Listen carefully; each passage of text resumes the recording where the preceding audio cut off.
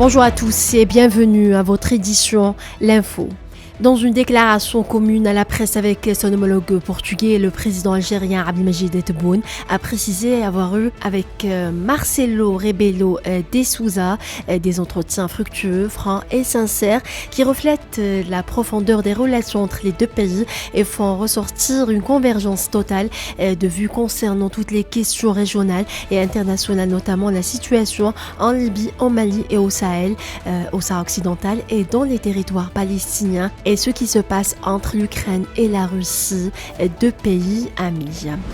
Lors de sa visite, le président algérien a réaffirmé la détermination de l'État à assurer la protection de ses enfants à l'étranger et à les défendre s'ils sont victimes d'injustice dans leur pays d'accueil et ce dans le cadre du respect de la souveraineté de ces derniers. Le président du Conseil de la Nation, Salah Goudji, l'a reçu hier mardi au siège du Conseil à Alger. Le président du Conseil national palestinien, Rawhi Fattouh.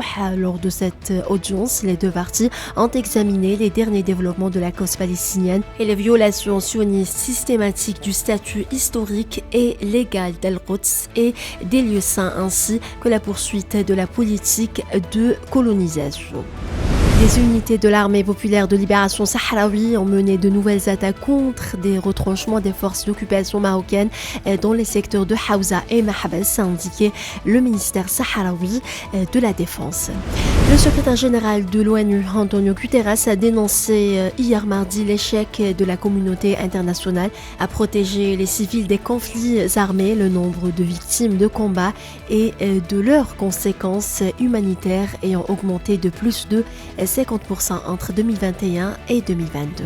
Le secrétaire d'État américain Anthony Blinken a mis en garde les parties au conflit au Soudan contre la violation de l'accord de cessez-le-feu qui est entré en vigueur lundi soir. L'accord de cessez-le-feu est entré en vigueur pour une durée d'une semaine en plus de la poursuite des pourparlers entre les deux parties dans une tentative de parvenir à une cessation permanente des combats et à une solution au conflit par le dialogue.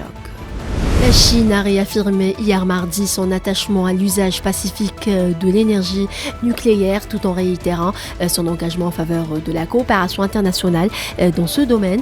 Le ministre chinois des Affaires étrangères Qin Gang, qui recevait à Pékin le directeur général de l'Agence internationale de l'énergie atomique, Raphaël Grossi, a exprimé le soutien de la Chine à l'agence onusienne. Voilà, c'est la fin de ce flash. Merci de l'avoir suivi.